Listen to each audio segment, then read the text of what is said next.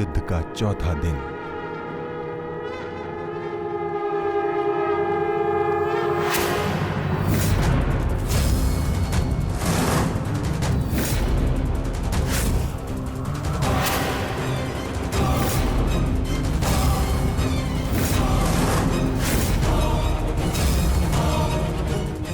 पितामह,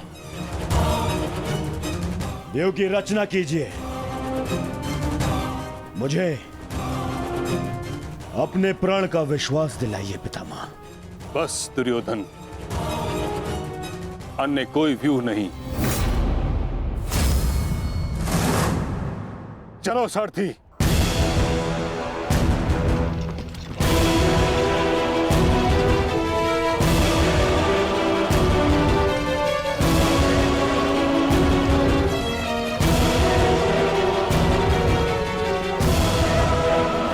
तो अच्छा संकेत है माता।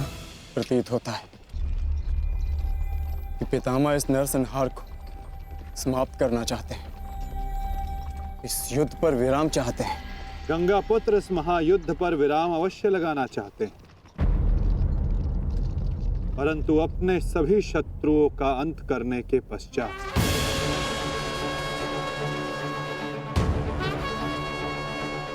आक्रमण करो पांडु पुत्रों, और यदि सामर्थ्य हो तो जीवित रहो।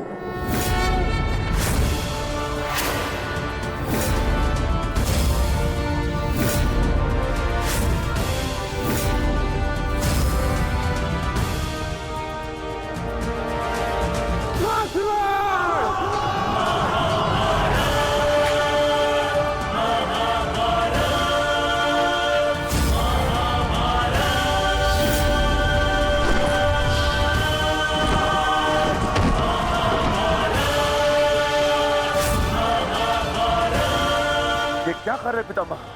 कभी कभी कर्तव्य की चेतना आकांक्षाओं के स्वप्न पर हावी हो जाती।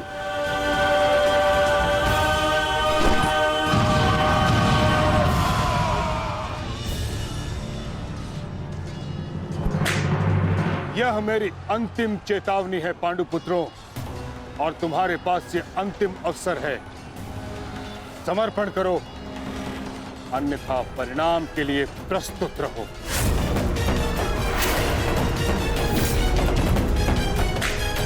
यदि समर्पण नहीं किया तो ऐसा संहार देखने को मिलेगा कि जिसकी आशा भी नहीं की होगी तुमने।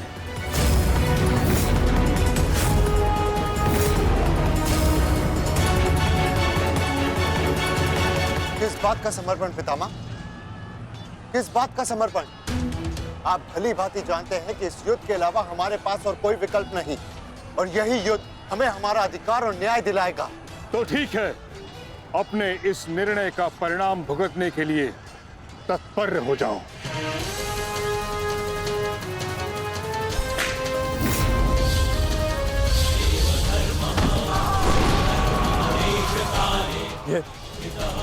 ये पितामह क्या कर रहे हैं? हमारे सैन्य बल का क्रूरता से अंत कर रहे हैं। अर्जुन, तुम्हें पितामह को रोकना होगा, क्योंकि हम सभी में केवल और केवल तुम ही इसमें सक्षम हो।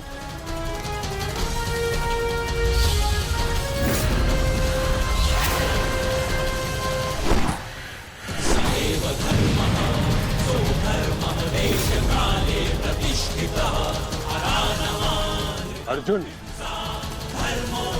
युद्ध करो अथवा समर्पण।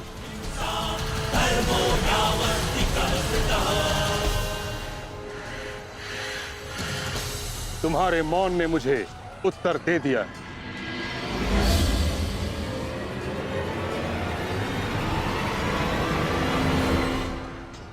और तुम द्वंद्व करना चाहते हो भी या नहीं?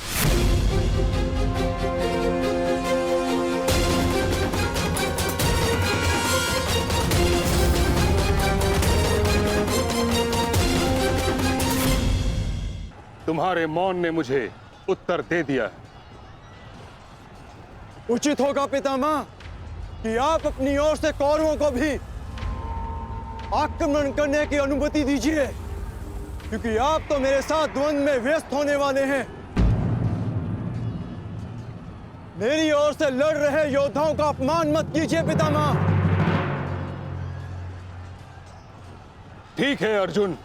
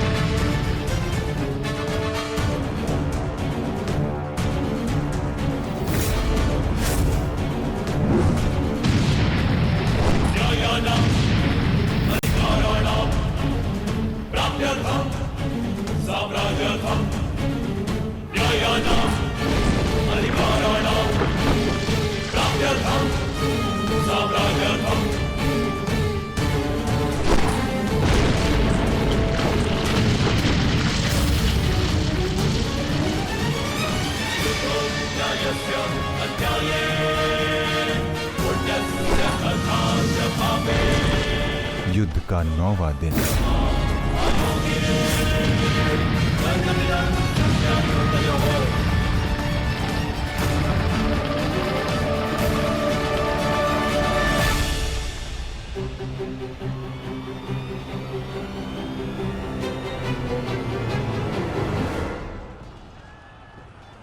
माधव, ये पितामह तो भ्राता युधिष्ठिर की ओर अपना रथ लेकर जा रहे हैं। भ्राता युधिष्ठिर संकट में है माधव, हमें शीघ्र कुछ करना होगा।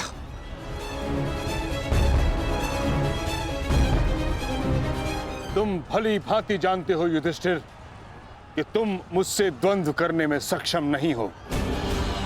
इस कारणवश अपने सैनिकों की आहुति देना बंद करो, समर्पण कर दो।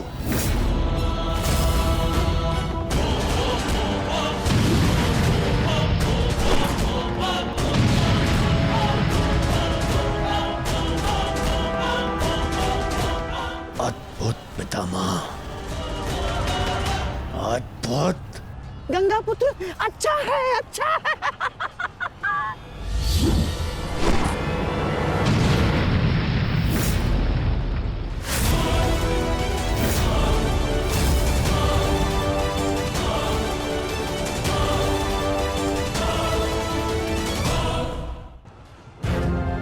मेरे मार्ग से हट जाओ।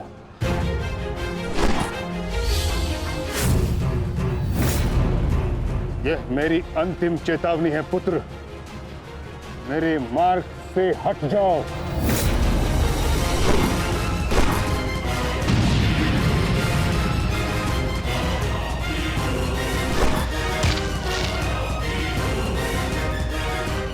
समर्पण करो।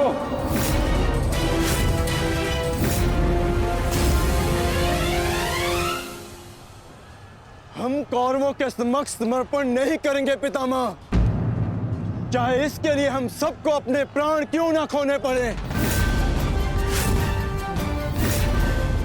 जब तक शरीर में अंतिम श्वास है, जब तक शरीर में रक्त की अंतिम बूंद है, हम समर्पण नहीं करेंगे पितामह, और ना ही हम रुकेंगे।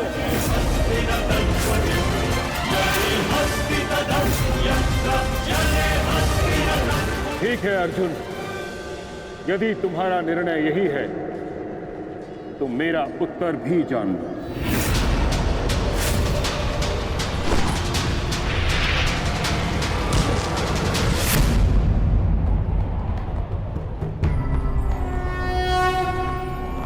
यदा यदा धर्मस्य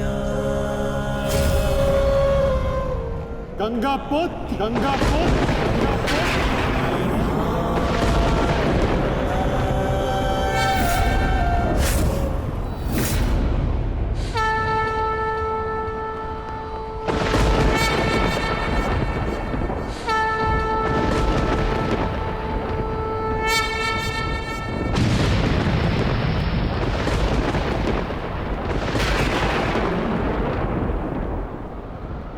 शस्त्र ना उठाने के दिए गए वचन को मेरी दुर्बलता मत समझना।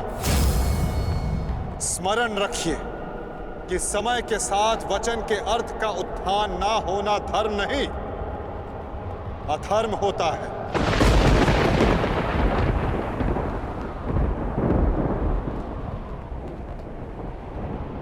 मैं केवल अपने कर्तव्य का पालन कर रहा हूं वासुदेव, और ऐसा करने से मुझे कोई नहीं रोक सकता। कोई भी नहीं।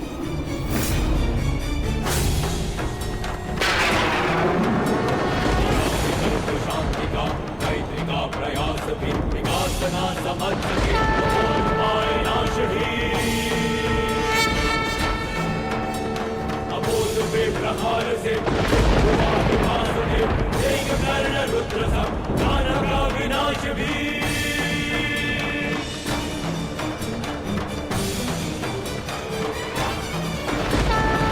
वचन न मानता युद्ध भाषा नाचता, उसे मिलेगा युद्ध भी दंड भी प्रहार भी। दम कटेगा पाप का, नाश होगा नीच का, दमन करेंगे वासुदेव उसका अहंकार भी।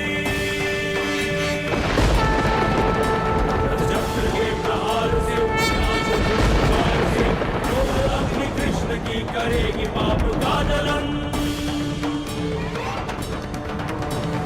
पाप से गति डरा राही मां पुकारती, ईश द्वार का अपना प्राण मांगती। सुंदरा गुलेंगे त्राण रच के एक नौ विधान, भूमि शाही करके पावन को रचेगी आरती।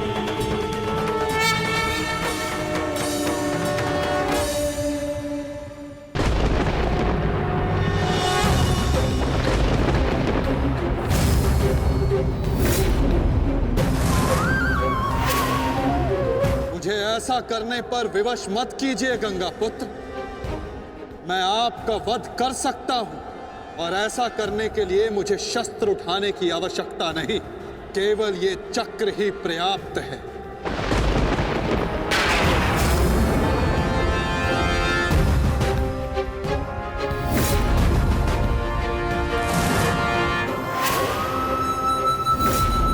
गंगा पुत्र देवव्रत, मैं इस समय ना मनुष्य वासुदेव हूं, ना ही मैं यदुवंशी कृष्ण हूं। मैं इस समय केवल गुरु श्रेष्ठ हूं।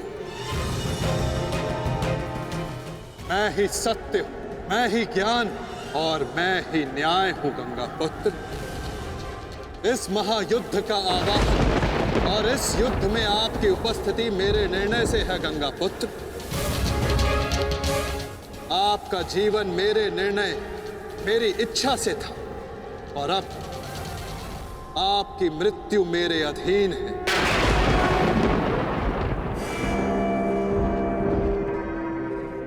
मैं पर ब्रह्म हूं, जिस पर कोई बंधन नहीं गंगा पुत्र, ना ही युद्ध के नियमों का और ना ही किसी प्रकार के वचनों का। आपके अंत के लिए शस्त्र ना उठाने की प्रतिज्ञा को तोड़कर मैं आपका वध करूंगा गंगा पुत्र।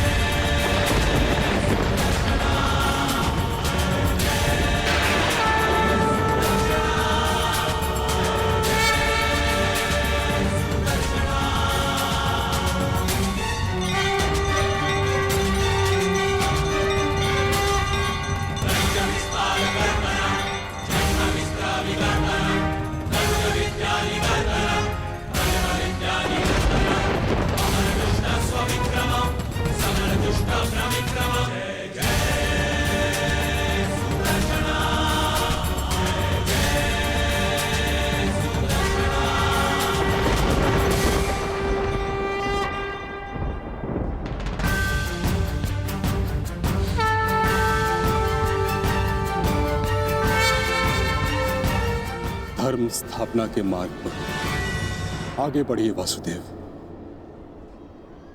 अंत कर दीजिए मेरे इस जीवन का।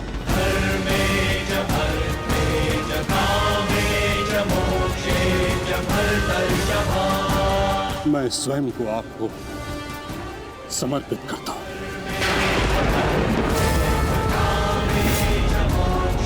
क्योंकि ना तो पांडव मेरे प्राण लेने में सक्षम है और ना ही मैं उन्हें मार पाऊंगा। मैंने सदैव धर्म का पालन किया, कभी अधर्म नहीं किया। यदि कोई अधर्म हुआ तो केवल ये कि मैंने आपको प्रतिज्ञा तोड़ने पर विवश किया। यदि आपको ऐसा लगता है कि आपने कोई अधर्म नहीं किया, तो यह आपकी सबसे बड़ी भूल है गंगा पुत्र। अवश्य आपने सदैव धर्म का पालन किया गंगा पुत्र, किंतु केवल अपने लिए, अपने वचनों के लिए। और यही आपका सबसे बड़ा अधर्म है। क्योंकि जिसके पास शक्ति हो उसे स्वयं के लिए नहीं, संसार के लिए उत्तरदायी होना चाहिए। और जो आप नहीं हो पाए गंगा पुत्र।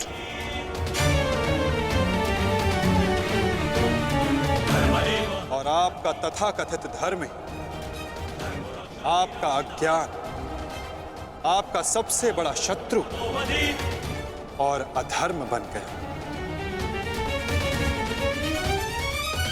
किंतु वासुदेव, मैंने तो सदैव वही किया जो मेरी अंतरात्मा ने कहा। तो क्या इस धर्म युद्ध में अधर्म के पक्ष से लड़ने की अनुमति भी आपको आपकी अंतरात्मा ने दी गंगा पुत्र? भरी सभा में द्यूत में होते छल को देख मौन रहने की अनुमति क्या आपको आपकी अंतरात्मा ने दी थी गंगा पुत्र? कुल वधू का वस्त्र हरण होते समय शस्त्र उठाने के लिए क्या आपको आपकी अंतरात्मा ने रोका था गंगा पुत्र? हस्तिनापुर की सुरक्षा के लिए आपने इतिहास की सबसे भीषण प्रतिज्ञा ली गंगा पुत्र, परंतु आप हस्तिनापुर का अर्थ ही अनुचित समझ बैठे। आपने सिंहासन को हस्तिनापुर समझ लिया। और देखिए, उसी भूल का, उसी अधर्म का परिणाम है ये महाविनाश गंगा पुत्र। आपने हस्तिनापुर के सिंहासन का त्याग नहीं, आपने संसार के प्रति अपने कर्तव्यों का त्याग किया था गंगा पुत्र। और यही आपका सबसे बड़ा अधर्म था।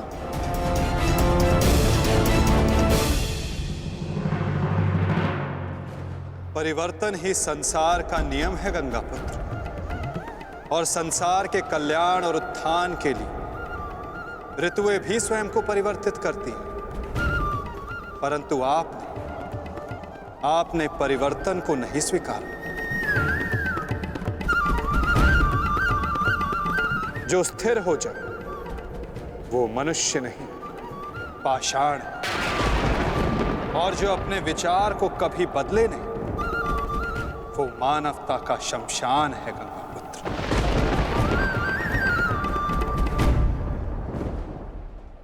अपने कर्म के प्रति सजग ना रहना सबसे बड़ा अधर्म होता जो आपने किया गंगा पुत्र। और यही इस महायुद्ध, इस महाभारत के होने का कारण बना।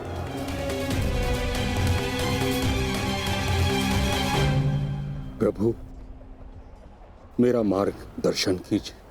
आपका कर्तव्य यह है गंगा पुत्र कि आप अपने शस्त्र को त्याग कर, अपने जीवन का बलिदान देकर इस अधर्म को रोकें।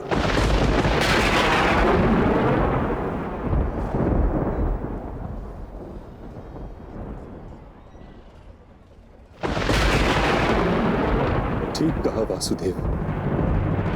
कदाचित मेरा अंत ही इस समस्या का समाधान है।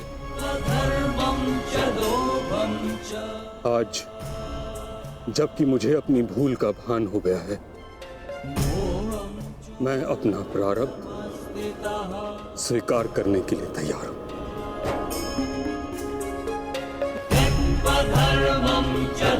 चक्र का संधान कीजिए वासुदेव, और मुझे मृत्यु का सौभाग्य देने की कृपा कीजिए।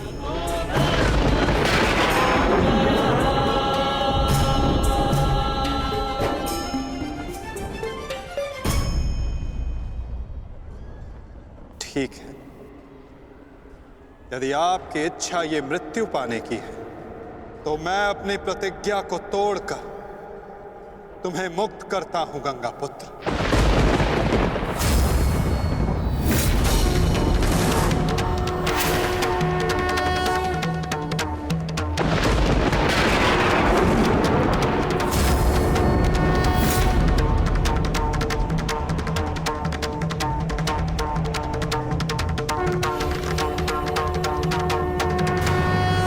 नहीं माधव, आपने इस धर्म युद्ध का बीड़ा उठाया है, वचन तोड़कर उसे कलंकित मत कीजिए। मैं नहीं चाहता कि आप पर कोई उंगली उठे। नहीं पार्थ, मेरी प्रतिज्ञा टूटने की अपेक्षा से अधिक महत्वपूर्ण धर्म की स्थापना है।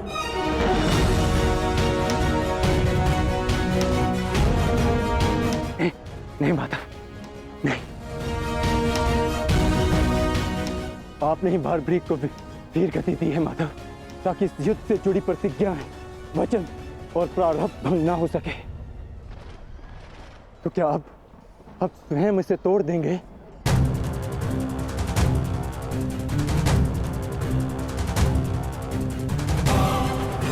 आप मुझे एक अवसर और दीजिए माधव, मैं अपने संपूर्ण मनोबल और कौशल से यह युद्ध करूंगा। जब तक मेरे शरीर में रक्त की एक बूंद भी बहेगी, मैं अपने मन में भावनाओं को नहीं बहने दूंगा माधव।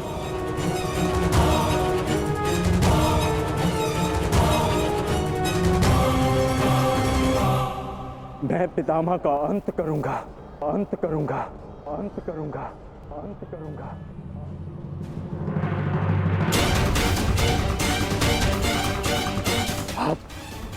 आप ये चक्र छोड़ दीजिए माधव,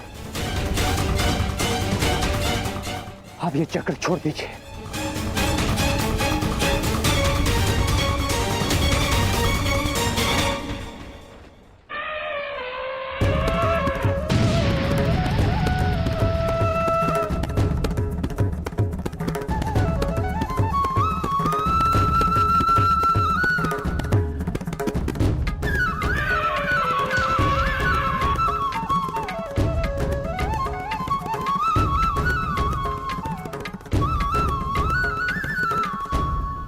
उठो पार्थ।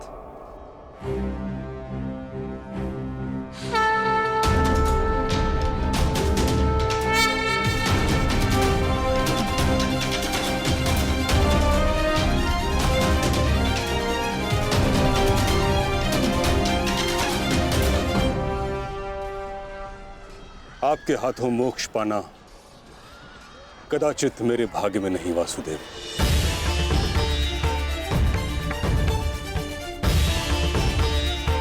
नहीं गंगा पुत्र, आपका वध करना मेरा प्रारब्ध ही नहीं था, अर्जुन का प्रारब्ध है।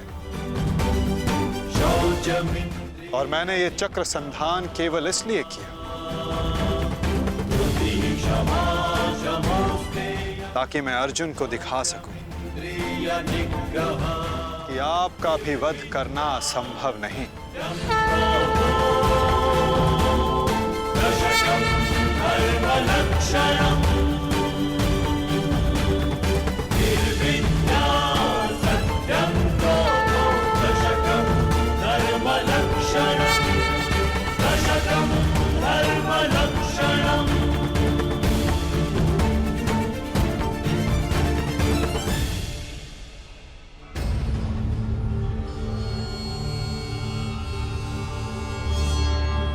आओ पार्थ।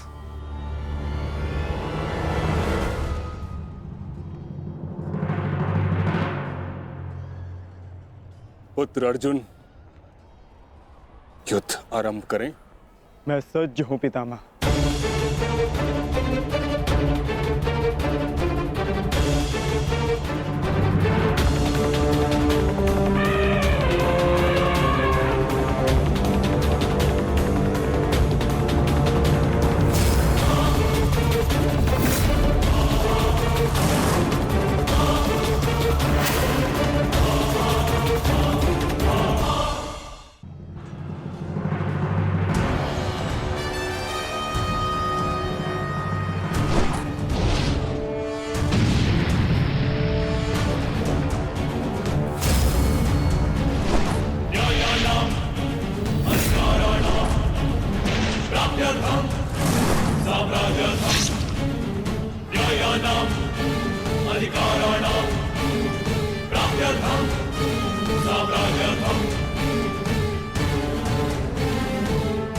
अद्भुत पुत्र अर्जुन, कर्म पथ पर तुम्हें भावनाओं से ऊपर उठते हुए देख प्रसन्नता हुई।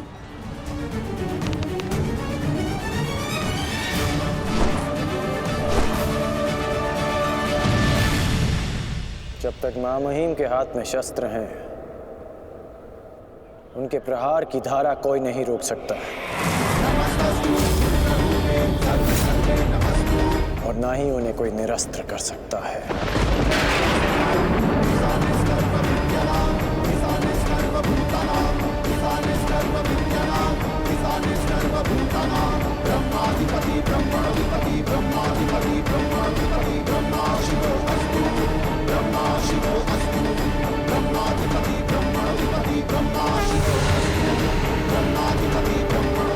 तुम्हारी तपस्या सफल हो गई बालिका।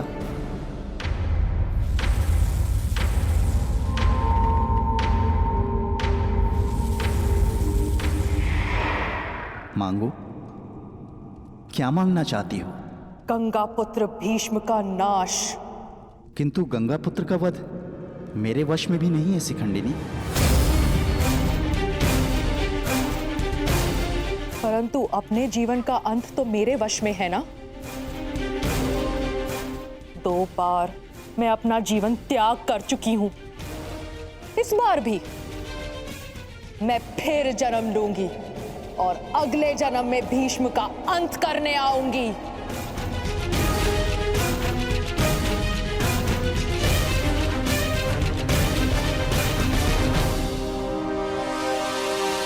रुको बालिका, तुमने इतनी कठोर तपस्या की है, हमें बताओ तुम्हारी समस्या क्या है? समस्या ये है यक्षराज कि मैं भीष्म का वध अपने हाथों से करना चाहती हूँ, किंतु मैं स्त्री हूं, इसलिए उस पाखंडी ने मुझे युद्ध में सम्मिलित होने से रोक दिया।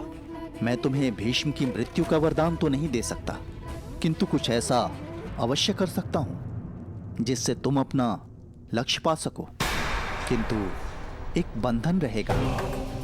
मेरे लिए केवल भीष्म की मृत्यु महत्व रखती है और कुछ नहीं। हाँ कहने से पूर्व मेरी पूरी बात सुनो बालिका, उसके पश्चात निर्णय लेना।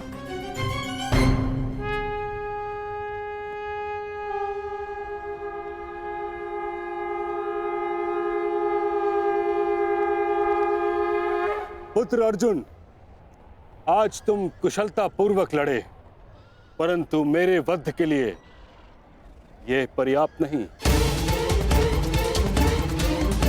हाँ, क्योंकि महामहिम के पास तुम सबके नाश के लिए पर्याप्त अस्त्र है धनुर्धारी अर्जुन।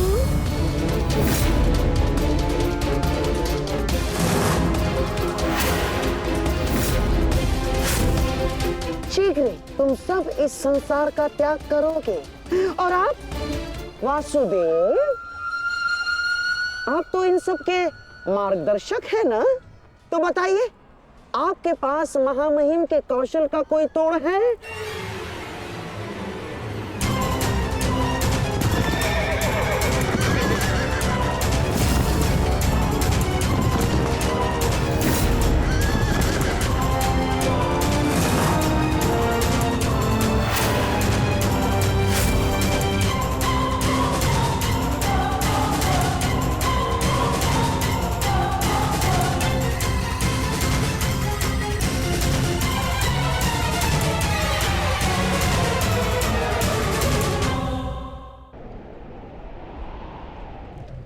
आज मैंने पूरे सामर्थ्य से पितामह का सामना किया, परंतु उन्हें परास्त करने में असफल रहा।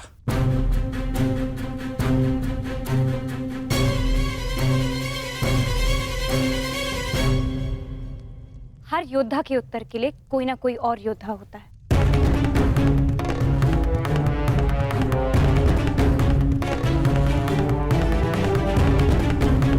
केशव, आप ही तो कहते हैं ना कि कभी कभी भाग्य स्वयं चलकर हमारे पास आता है, किंतु शिखंडिनी अब तक क्यों नहीं आई? उसे इतना समय क्यों लग रहा है केशव?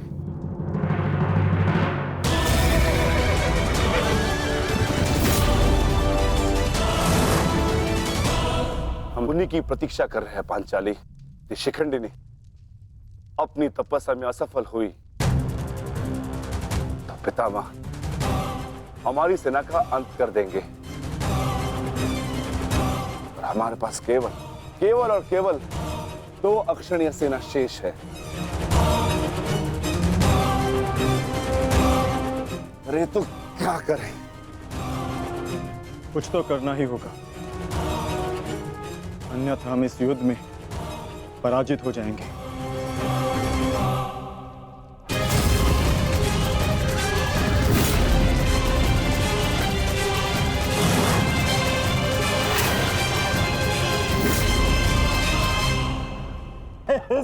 विजय हमारी हुई आज फिर से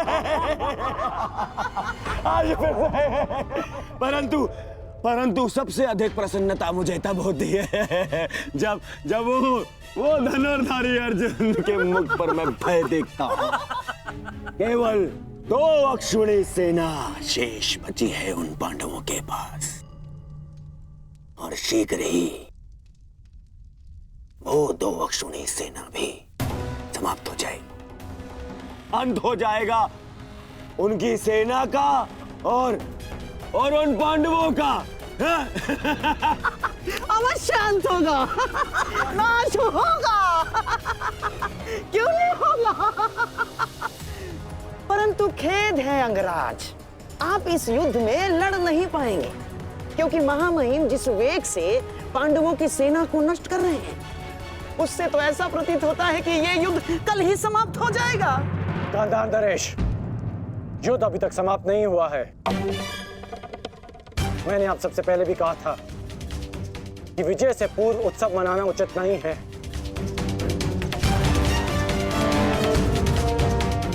हो सकता है कि कल पांडवों को महामहिम के प्रहार की ढाल मिल जाए।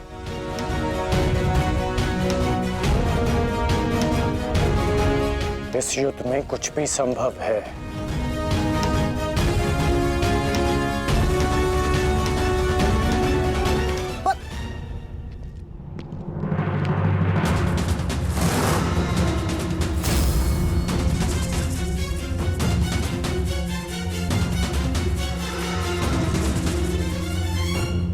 कौन हो तुम? मैं इस युद्ध का अंत हूं। मैं भीष्म की मृत्यु हूं। देवी शिखंडिनी,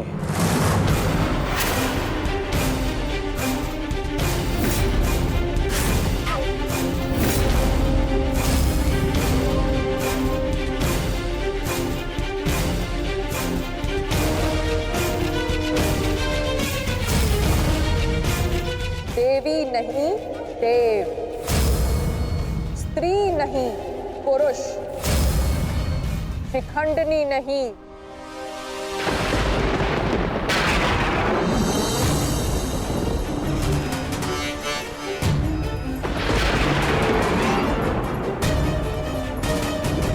शिखंडी।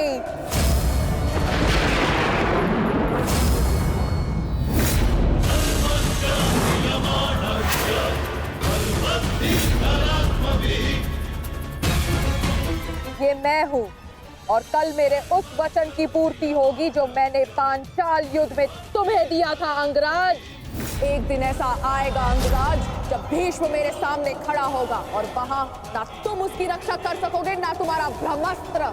स्मरण रखना, एक महायुद्ध होगा, महाविनाश होगा और उस विनाश को तुम भी नहीं रोक पाओगे।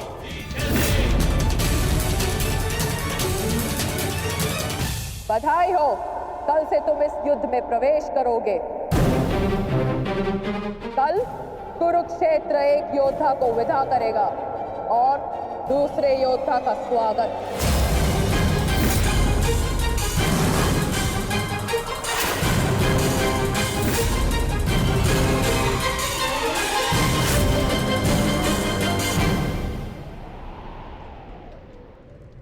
जो भी होता है केवल समय के अनुसार होता है और उचित समय आने को है। हमें केवल धैर्य रखना है, जब तक उचित समय नहीं आ जाता। शिखंडिनी कुरुक्षेत्र पहुंच चुकी है।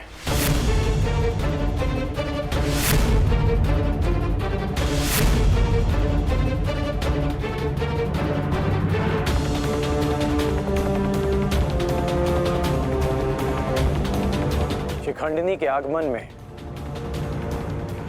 आपकी संभावित मृत्यु छिपी है, फिर भी आप मुस्कुरा रहे हैं।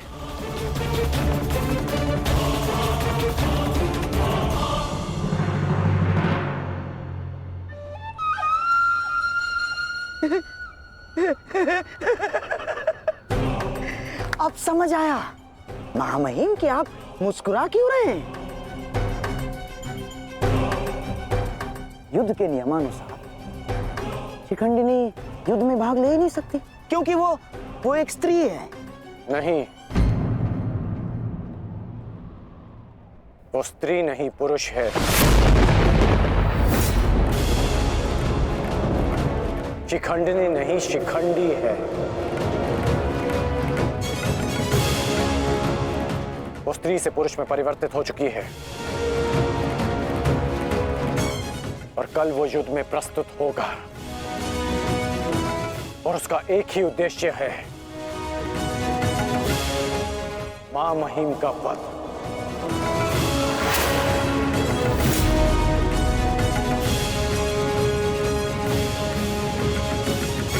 हाँ, एक स्त्री अपने प्रतिशोध की आग के चलते पुरुष बन गई।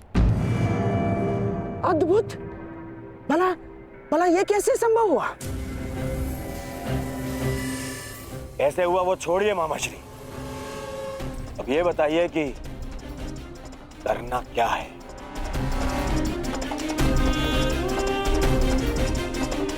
चिंता न करो मेरे होने वाले सम्राट।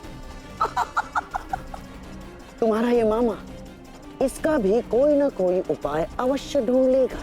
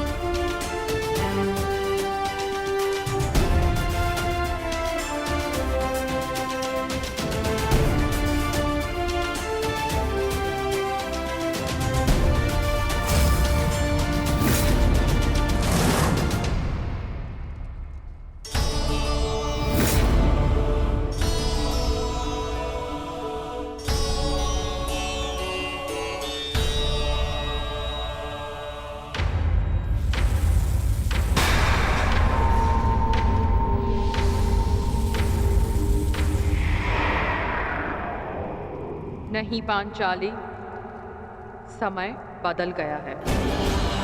तुम्हारे समक्ष शिखंडिनी नहीं, शिखंडी है। एक पुरुष, एक पुरुष, एक पुरुष।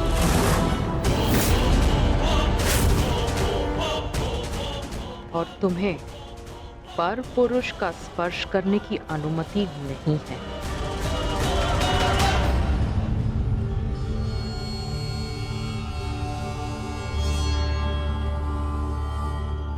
जब हमें सबसे अधिक आपकी आवश्यकता है, आप हमारे समक्ष प्रस्तुत हैं।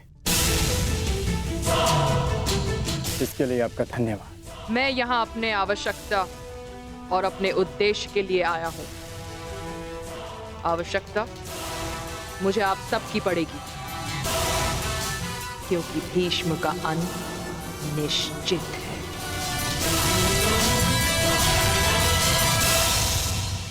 ये मेरा वचन है, हम आपका पूर्ण रूप से समर्थन करेंगे, फिर चाहे कुछ भी हो जाए।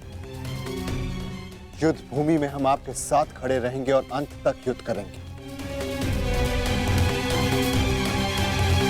हमें ये कार्य कल ही संपन्न करना होगा, क्योंकि मेरे पास मेरे जीवन का लक्ष्य पूर्ण करने के लिए केवल एक ही दिन है।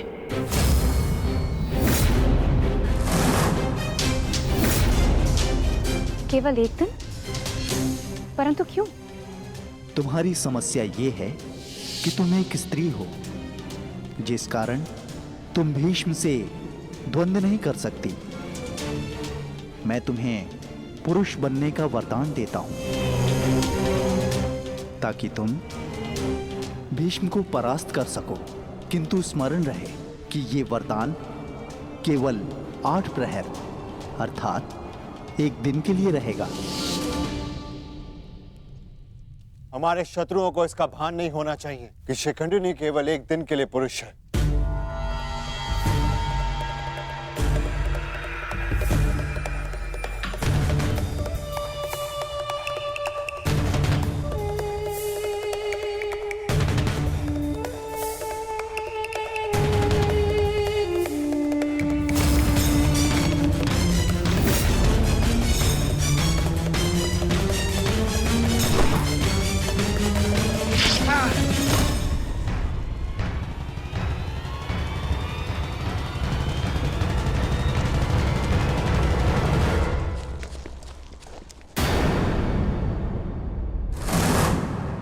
अपने वेश से ये गंधा का निवासी प्रतीत होता है। अर्थात ये मामा शकुनी का गुप्तचर था। सौभाग्य ये कि यहां से जीवित नहीं जा सका। किंतु इस गुप्तचर का संदेश शत्रु तक पहुंच चुका है पार्थ।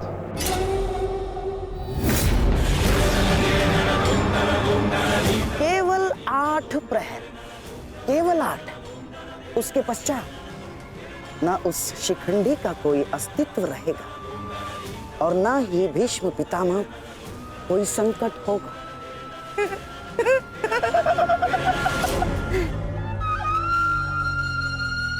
क्या होगा यदि तुम्हारे पितामह कल युद्ध भूमि में प्रस्तुत ही ना हो तो? उत्तम विचार मामाश्री। मैं एक योद्धा हूं और मृत्यु के भय से छुपूंगा नहीं। या तो वीर गति को प्राप्त हो जाऊंगा या फिर विजय प्राप्त करूंगा।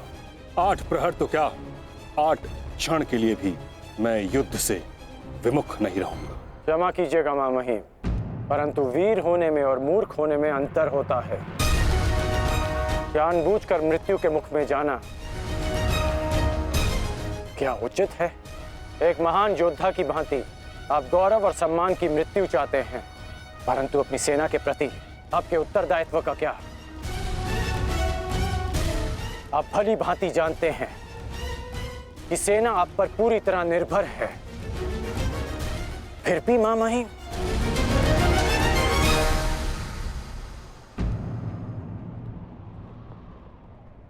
अंगराज ठीक कह रहे हैं पितामह।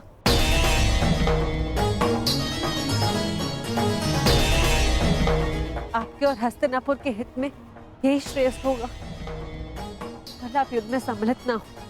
कुंती पुत्री, ये जानते हुए भी कि तुम हस्तिनापुर में अपने शत्रुओं से घिरी हुई हो, तुमने यहां रहने का निर्णय क्यों लिया?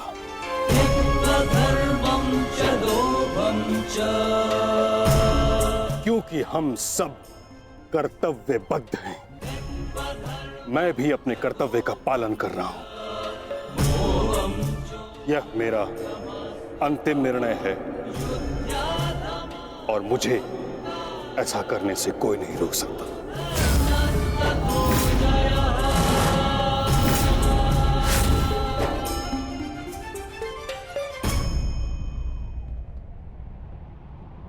मित्र, चाहे कुछ भी हो जाए, कल तुम्हें पितामह की रक्षा करनी होगी।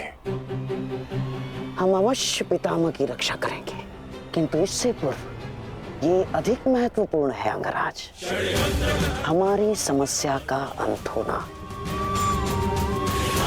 हमें समय मिलते ही शिखंडी का वध करना होगा। उसके पश्चात हमें इस युद्ध में विजय पाने से कोई नहीं रोक सकता।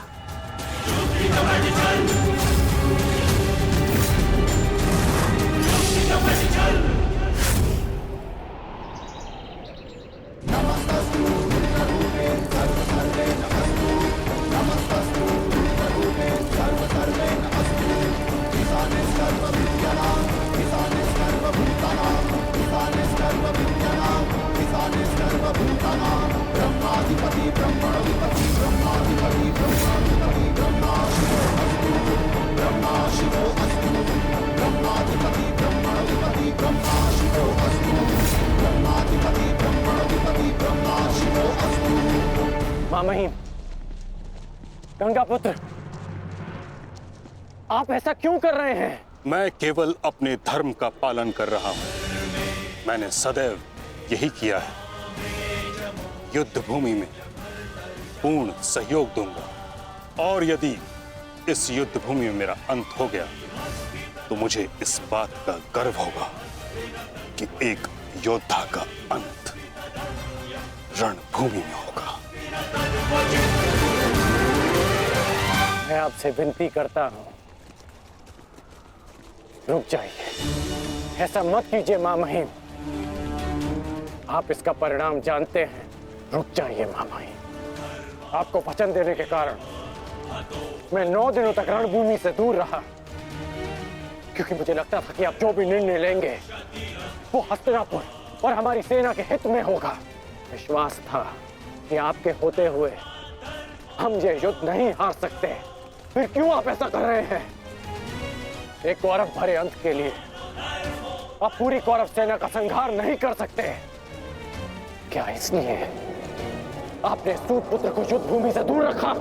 यदि तुम्हें ऐसा लगता है तो ठीक है। सूत पुत्र कर्ण,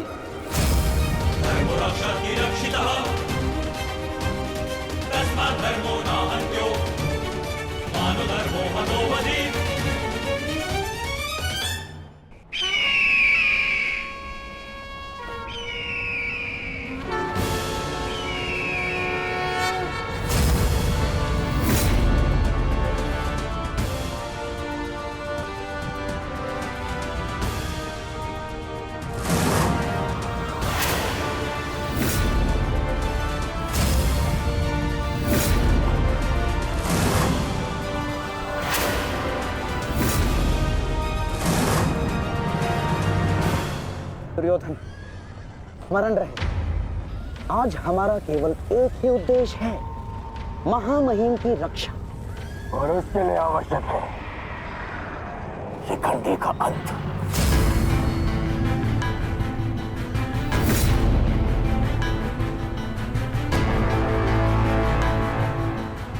आज मैं शिखंडिनी का कवच बनकर उनकी रक्षा करूंगा। चाहे कुछ भी हो जाए, हमें शिखंडिनी को पितामह तक पहुंचाना ही होगा। स्मरण रखना पार्थ, किसी के जीवन का उद्देश्य पूर्ण करने में उसकी सहायता करने से अधिक पुण्य और आनंद किसी और कार्य में नहीं आता।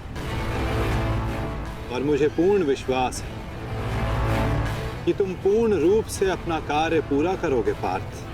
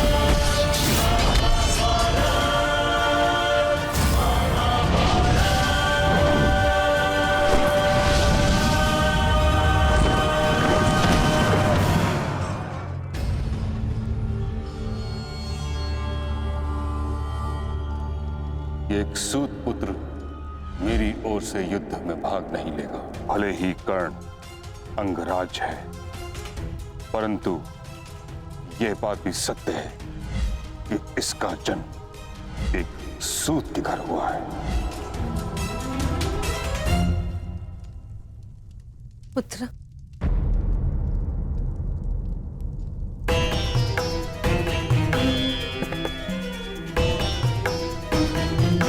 तुम यहाँ अंदर क्यों बैठे हो?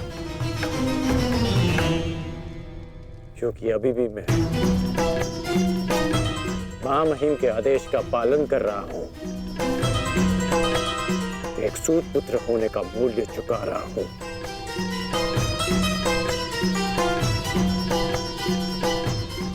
अर्थात तुम पितामह को अभी भी नहीं समझ पाए कर्णपुत्र। उन्होंने तुम्हें युद्ध में भाग लेने से इसलिए नहीं रोका क्योंकि तुम एक सूत पुत्र हो, इसलिए रोका क्योंकि वो जानते हैं कि तुम मेरे पुत्र हो।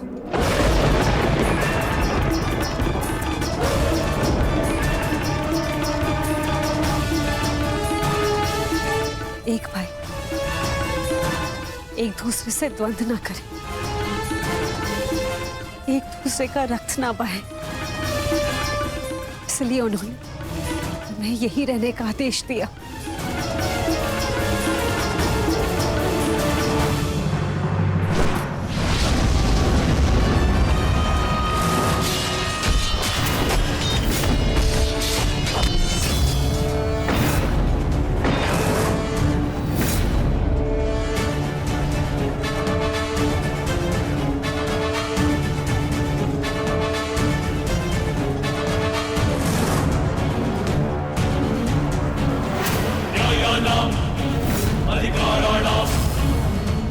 दुर्योधन, ये रहा हमारा आखेट।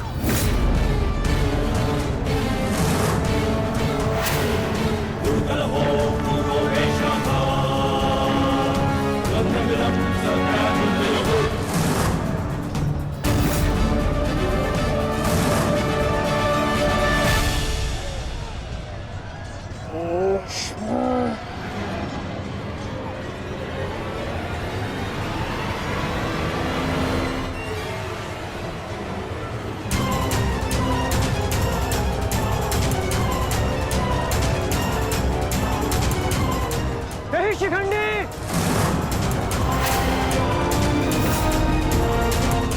शिखंडी रुक जाओ।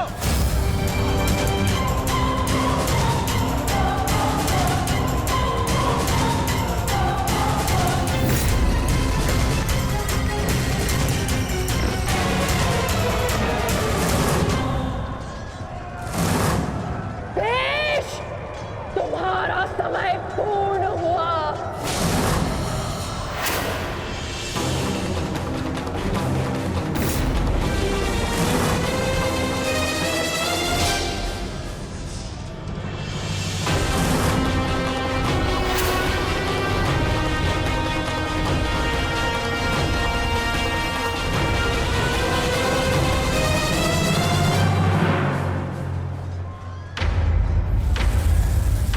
रूप बदला है परंतु युद्ध कौशल का स्वरूप नहीं बदला तुम्हारा। अब देखना यह है कि पुरुष बनकर कुछ पौरुष बचा भी है या नहीं। पुरुष के भांति लड़ सकते हो या नहीं। माधव, हमें शीघ्र अतिशीघ्र शिखंडी तक पहुंचना होगा।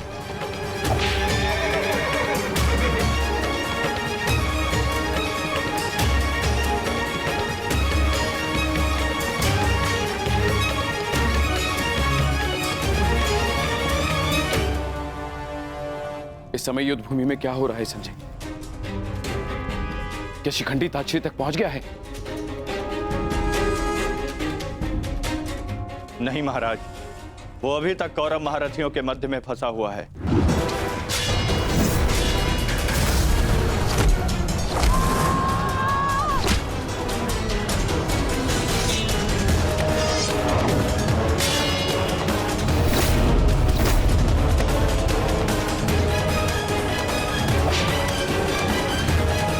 शिखंडी है कहाँ?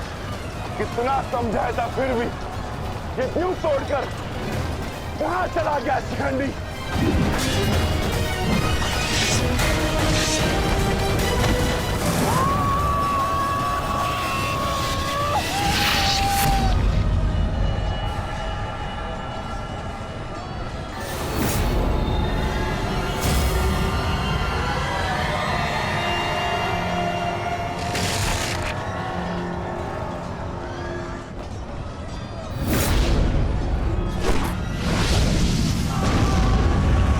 हमें शीघ्र अतिशीघ्र पितामह तक पहुंचना होगा।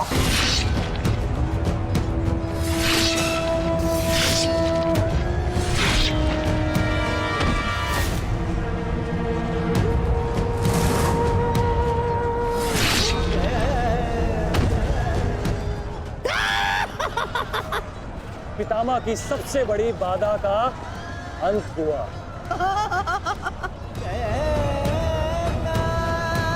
शिखंडी, अब तुम अपना उद्देश्य अगले जन्म में पूर्ण करना।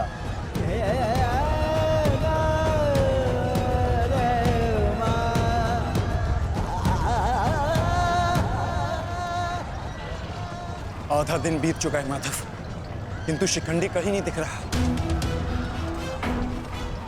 हम कौरवों के मध्य में खड़े हैं माधव, अब हम क्या करें? तुम शिखंडी की चिंता मत करो पार्थ। शिखंडी केवल पितामह को शस्त्र त्यागने पर विवश करेंगे। वास्तविक कार्य तो तुम पांचों भाइयों का है पार्थ। तुम में से केवल एक का प्रहार गंगा पुत्र को पराजित करने के लिए पर्याप्त नहीं है पार्थ। केवल तुम पांचों के सम्मिलित प्रहार से गंगा पुत्र को पराजित किया जा सकता है।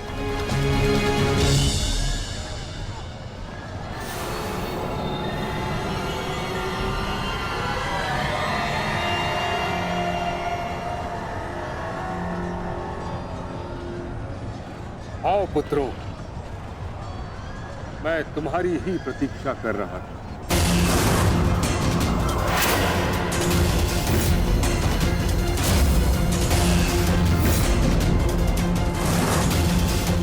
मेरा सम्मान करते हो, परंतु शत्रु पर प्रहार करना तुम्हारा कर्तव्य है, ये मत भूलना।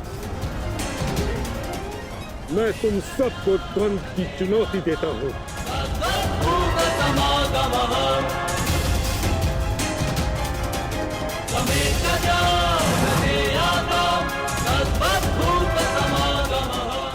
तुम पांचों मिलकर मेरा अंत कर सकते हो।